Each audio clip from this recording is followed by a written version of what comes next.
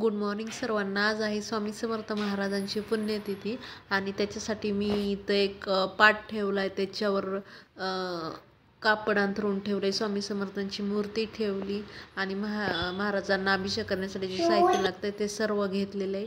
इथं सुरुवातीला ही मूर्ती मी अक्कलकोटवरून आणली आणि पाण्याने मी सुरुवातीला महाराजांना अभिषेक करते.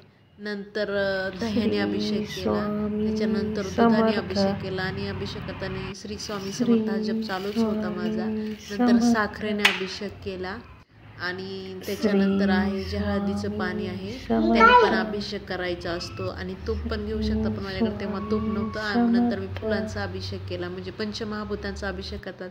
पाणी, दूध, दही, साखर, मध, फुलं आणि हळदीच्या पाण्याच्या मी 7 वस्तूंनी छान असा महाराजांना अभिषेक करून घेतला.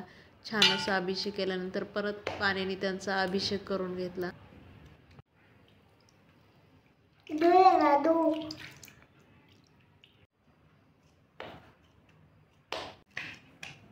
नंतर स्वच्छ अशा कपड्याने स्वामींची मूर्ती आहे ती पुसून घेतली. त्यांना अत्तर लावून घेतलं, जे माझ्याकडे होतं तेच लावलं. नंतर दिवा ठेवला, दिव्याची पूजा केली. हळदी, कुंकू, फूल, अक्षदा असं ठेवून सुरुवातीला दिव्याची पूजा केली. नंतर स्वामींना हळदी कुंकू लावलं, फूल ठेवलं.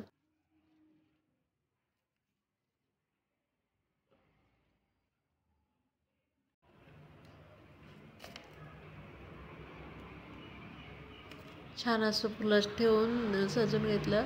नंतर पाणी वगैरे ठेवलेलं, जपमाळ ठेवलेले, केळी ठेवलेले, स्वामी चरित्र सारामृत आहे ते पण ठेवलेलं. नंतर उदबत्ती लावली.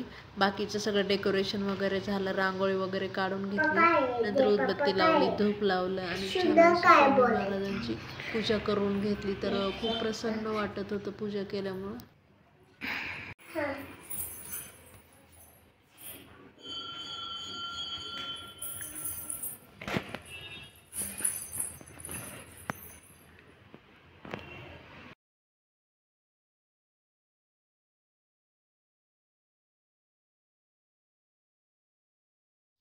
किती छान स्वामींची मूर्ती दिसते, तुम्ही पाहू शकता, आणि किती प्रसन्न वातावरण झालंय.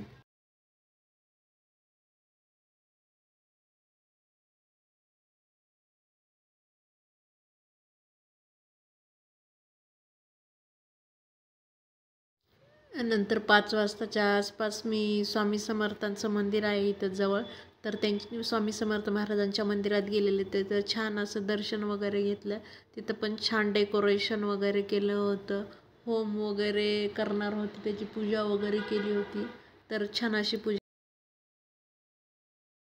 नंतर मी महाराजांच्या पुण्यतिथीसाठी छान असं जेवण बनवलं होतं. महाराजांना घेवड्याची शेंग खूप आवडते म्हणून घेवड्याची शेंग खास आणली होती बाजारातून.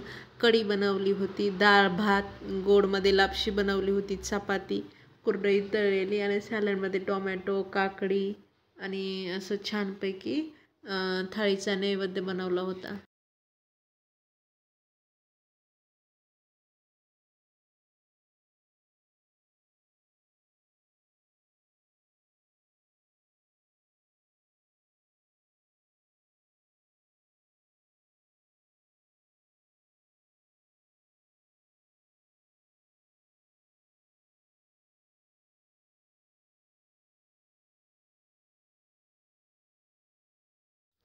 इथं मी छान असा महाराजांना स्वस्तिक काढला आधी, त्याच्यानंतर त्याच्यावर ताट ठेवलं, पाणी वगैरे ठेवलं.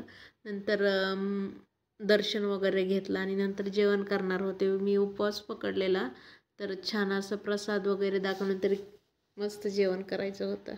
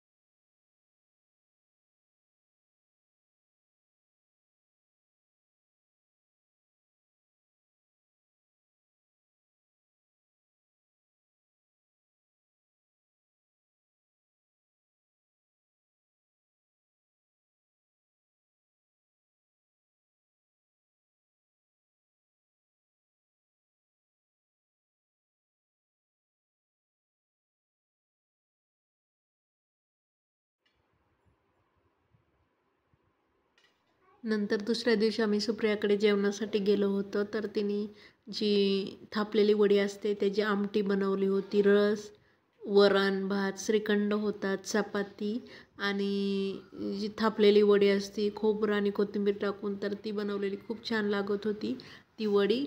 आणि ती वडी रस्स्यात टाकून भाकरी चपातीसोबत चुरून खायची, तर खूप छान चवीला लागते. आणि सॅलडमध्ये टोमॅटो आणि काकडी असं ठेवलेलं आणि असं दुसऱ्या दिवशीचा छान असा मेनू मस्त होता.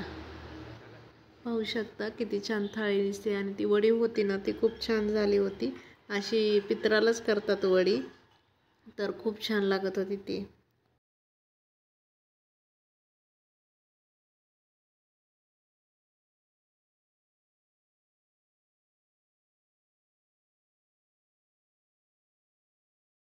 ही थाळी आहे गुरुवारची उपवास होता त्यामुळे दूध केळी बनवली होती, भेंडीची भाजी, पिवळा बटाटा वाटाणा टाकून, डाळ भात आणि याच्यात जी भजी होती ती गोसावळ्याची भजी होती, चपाती आणि सॅलडमध्ये आपलं दररोजच काकडी, टोमॅटो, कांदा असं छान असं जेवण बनवलेलं. आणि ही कैरी पण होती, गुरुवारी उपवास असल्यामुळे हे बनवलं होतं.